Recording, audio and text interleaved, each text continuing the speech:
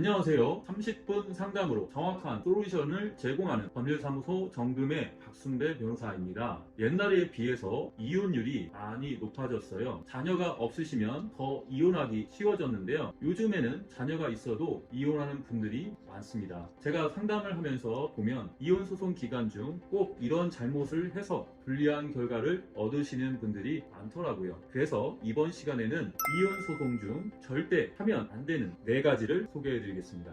일단은 이혼을 하기 위해서는 5가지를 결정해 봐야 합니다. 첫 번째는 이혼 방식을 먼저 정해야겠죠. 협의 이혼을 할 것인지, 재판상 이혼을 할 것인지, 아니면 조정 이혼을 할 것인지 정하시고, 두 번째로 친권과 양육권, 세 번째는 양육비, 네 번째는 위자료, 다섯 번째가 재산 분할이 되겠습니다. 당사자 둘이서 잘 협의가 돼서 큰 분쟁 요소가 없다면 협의 이혼으로 빠르게 끝낼 수 있겠는데요. 만약에 이와 같이 말씀드린 부분 중에서 의견이 모아지지 않는 것이 있다면 재판상 이혼이나 조정 이혼으로 가셔야 될 것 같습니다. 이혼 소송 중 하지 말아야 할 사항 첫 번째, 일단 이혼 소송을 시작할 때는 소송이 끝날 때까지 어떤 유책 사유도 만들지 않아야 하는데요. 재판상 이혼으로 간다고 하면 약 2년 정도가 소요됩니다. 이 기간 동안 유책 사유를 만들 경우 위자료로 판단하는데 큰 영향을 미치게 됩니다. 그리고 원칙적으로 유책 사유가 재산 분할에는 영향을 미치지 않지만 실제 재판에서 보면 강력한 유책 사유는 재산 분할에 영향을 미칠 수 있습니다. 그렇다고 해서 모든 재산이 상대방에게 가거나 하진 않지만 아파트와 상가를 갖고 있는데 나는 상가를 가져가고 싶지만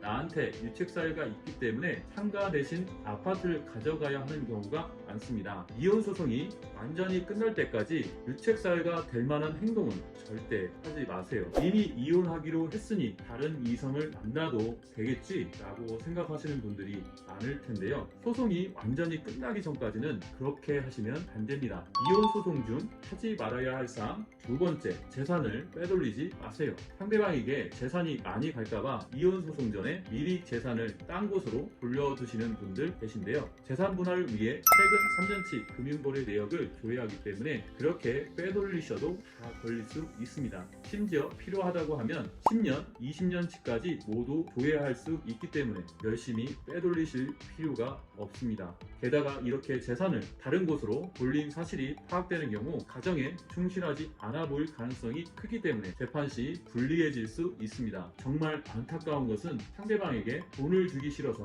지금까지 열심히 납부해온 종신보험, 실비보험 등을 해약하는 경우인데요. 이것도 다 포함해서 재산 분할하기 때문에 해약해봤자 소용없습니다. 심지어 종신보험은 해약하면 다시 들지도 못하고 실비보험도 이제 보장 퍼센트가 70% 정도밖에 안 될 뿐더러 보험료도 비싸지고 재가입이 안 되는 경우가 많습니다. 돈 주기 싫다고 보험계약 해지하지 마십시오. 세 번째, 자녀를 탈취하지 마세요. 부부싸움하고 이혼한다고 아이 얼굴 안 보여주시는 분들 많습니다. 먼 친척에게 아이를 맡겨두고는 몇 달씩 얼굴도 안 보여주고 연락도 못하게 하는 분들 계실 텐데요. 이것 또한 유책 사유로 볼 수 있기 때문에 자녀 탈취도 절대 하시면 안 됩니다. 네 번째, 생활비 끊지 마세요. 아무리 이혼하기로 했어도 소송이 끝나기 전까지 생활비를 제대로 보내셔야 합니다. 거듭 말씀드리지만 소송 기간이 끝나기 전에 어떠한 유책 사유도 만들지 않는 것이 중요합니다. 아무리 내가 잘못이 없어도 상대방에게 연락해서 욕설을 한다거나 협박을 하는 행위도 절대 하시면 안 됩니다. 이혼을 생각하시는 분들은 딱 이 4가지를 기억하시기 바랍니다.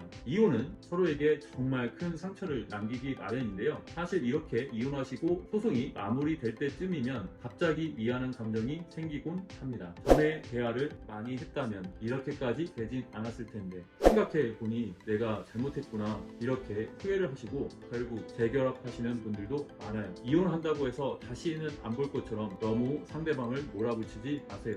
특히 자녀가 있는 경우라면 더 그렇습니다. 혹시 이혼 관련으로 궁금한 점이 있으시다면 댓글 남겨주세요. 구독과 좋아요, 알림 설정을 눌러주시면 다양한 법률 정보를 받아볼 수 있습니다. 감사합니다.